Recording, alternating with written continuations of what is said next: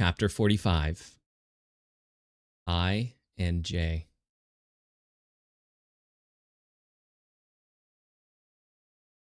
You are leaving that in the wound? Shouldn't you close it? Said Ina. Jessica had finished cleaning the inside of the wound as best as she could and had pressed in some of the sterile gauze to the bottom. If I close the top, the inside might not heal properly. The deeper area may need more time to fill in. I need to watch it in case an infection takes hold. Okay, grab the scissors and cut off some more strips of his shirt, the same width as the other ones, and then give them to Jacob to boil. Scissors? Thought. Ina started to get nervous. Clearly, Jessica thought she should know what scissors were. Which container were the scissors in? The one you were reaching for before. I thought I might need them to do the stitches, but you can use them now. Shiny thing, he thought. Ina reached into the small cardboard container and pulled out the scissors. They were wrapped in a thin layer of plastic. Ina tore them open and inspected the scissors. There was a strange handle with two loops, each connected to a thin line of metal that were joined by a hinge. Ina tentatively touched the ends of the metal with a finger, but they were dull. How is this supposed to cut anything? I'd be better off using my obsidian rock, he thought. Jessica noticed her confusion. There's no way you haven't used scissors before. I've heard of not letting your kids run with scissors, but you must have been really clumsy. Not even in school? Ina flushed. I'm sure I've seen them before, but I don't quite remember. Your fingers go in the holes, then it moves. You cut with the inside of the connected pieces as you close the holes together. Ina inserted two fingers in and awkwardly spread them, quickly realizing to use her thumb in one of the holes. She opened and closed them a few times. She inserted some of the packaging between the metal pieces and closed them. When it easily cut a straight line in the packaging, her eyes widened. Jessica laughed. There you go. Now use it on the shirt. It will be a bit tougher, but should still work. Ina's dexterous fingers quickly adapted to the new device and before long had cut 4 new strips of cloth. Awesome, that should work. Hey, keep practicing, and if we stay out here long enough, you can cut my hair. Cut your hair? Yeah, and I can do yours. I used to practice on my ex. Ina thought about someone cutting her head tentacles and shivered. No, that's okay. No cuts needed here. Jessica blinked at her. Well, maybe you'll change your mind when it gets too long. Too long? Ina thought. Did human hair change in a way they couldn't control? I'll have to ask Jacob. It seemed like the hair on his face had started to grow. Had his other hair as well? Manu, take these rags over to Jacob to boil. Lou had been standing near the water keeping an eye out for crabs, whereas Manu was standing guard closer. Jacob got the fire going. He had improved at that. The crab claw was placed down in the sand at the edge of the fire, so the open end curved over it. Brennan's humming had started to sound off. He had been at it for a while, and Ina noticed the bees were acting more nervous. Manu scooped up the rags, including the first bloody ones, and brought them over to the fire, dropping them into the claw. Hey, Manu, are you good at cooking? Said Jacob as Manu approached. We should try to cook the crab meat before it goes bad, but I botched some fish when I tried earlier. Not really, bro. I would cook a ton of chicken for the protein, but I would bake a bunch at once. Never done seafood or anything fancy. Maybe Jessica does? Jessica, who had heard him, spoke sarcastically. What? You think because I'm a woman, I should be the one cooking? What? No, I mean, I just thought you might.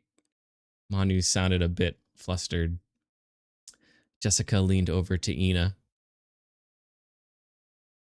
Don't let them rope you into doing their cooking and cleaning.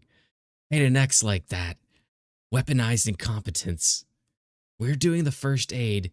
They can cook the fucking food. She smirked. Weaponized incompetence? Ina thought. Ina nodded seriously. So, do you know how to cook? He said quietly. Probably better than them, Jessica smiled. So, is your strategy defensive competence? Jessica laughed. Defensive competence. I like that. You got a good sense of humor, Ina. I do?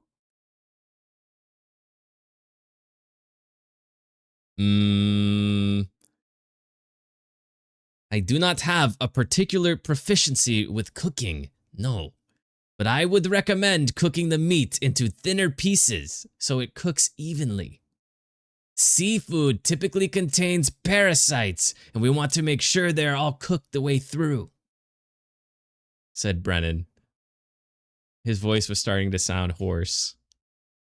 Lou had already mentioned he tended to eat raw fish when he had seafood, so he also was not a good cook. Time to be the captain, I guess, Jacob thought. Well, I guess I'll give it another shot, said Jacob. Before I get started on that, we should get organized here. We have a few more hours of daylight, and there's some things we need to gather if we can. While the area we are in has a ton of islands, once we are past it, there is 2 to 3 days of open ocean before we get to the island with the trade post. I'd like to shore up the raft. We've been lucky so far with calm seas, but I don't think it would survive a storm. And I've been told the weather gets rougher as the current reverses.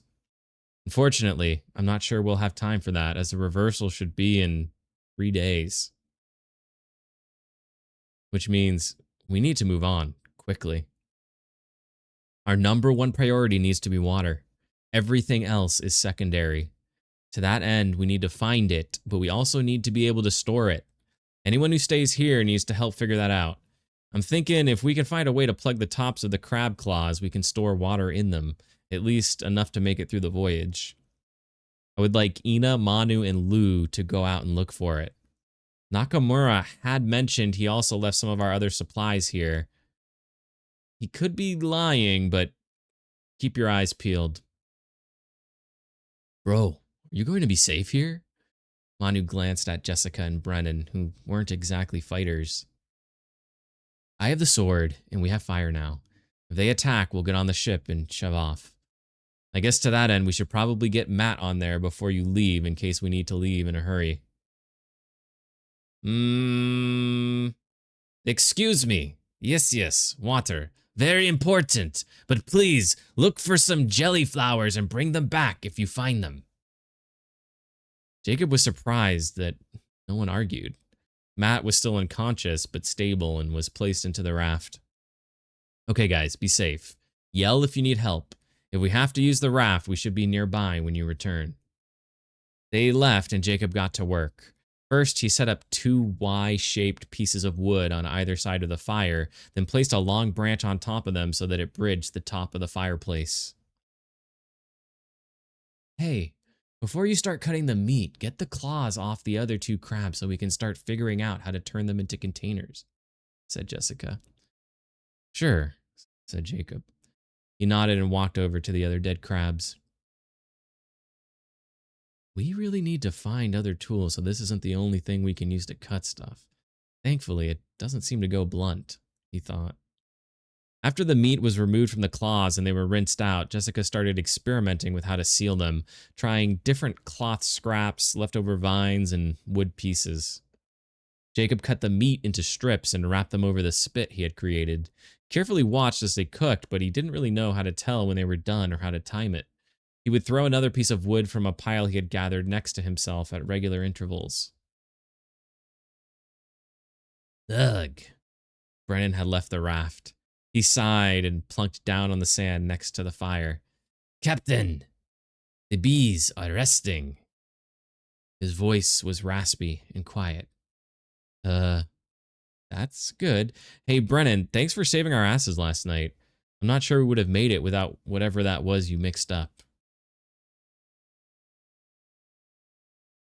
Yes, yes, Captain. This planet's flora and fauna seem quite a bit more dangerous than Earth's. I do wonder how we ended up here.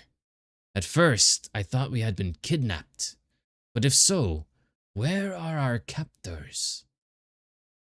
Jacob thought for a moment. Maybe it was magic. Brennan snorted, and Jessica chuckled. No, I'm serious. Obbs, the guy on the island me and Ina were on, he could do magic. Real magic. Not like card tricks. And you guys are getting those messages in your head when you wake up, right? Yes. At first, I theorized it was a representation of my existing talents. But they have changed with each day. Yeah, I mean, Manu has a regeneration ability that causes his wounds to close faster, and Lu can parry real weapons with a stick. It's like we've been sent to some kind of fantasy world out of the movies. At least there's no dragons, quipped Jessica, as she tried to get a piece of clothing to seal the end of her crab claw unsuccessfully. Actually, a dragon is what brought down our plane. You're kidding. Nope. I was watching. My daughter spotted it first, and I saw when it breathed fucking fire at us.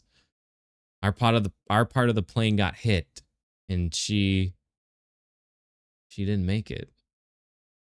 Jessica's expression softened. Sorry. Yeah, me too. Jacob shook his head.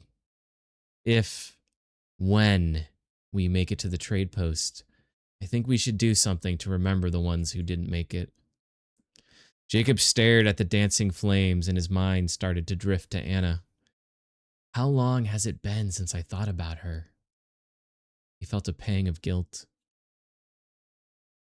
Captain, do you intend the meat to be edible? Jacob's eyes looked to the meat that was just starting to turn black at the edges and smoke. Shit, grab the other end, Brennan. They jumped up and picked up the spit and lifted it away from the fire. They set it down on the wood pile. Sorry, guys. I think most of it is still fine, though. I'll get another batch going. There was plenty of meat left to cook. Now that Brennan was up, he glanced at Jessica, trying to figure out how to seal a crab claw. Jessica, no. Have Jacob cut some wood to fit just inside, then wrap it in cloth and get it wet. The wood will expand like a cork in the wine bottle. He thought for a moment. Maybe I can find some resin to coat it as well eventually. But that should work for now. You couldn't have said that from the beginning? Jessica demanded. I thought it would be obvious. Brennan scoffed.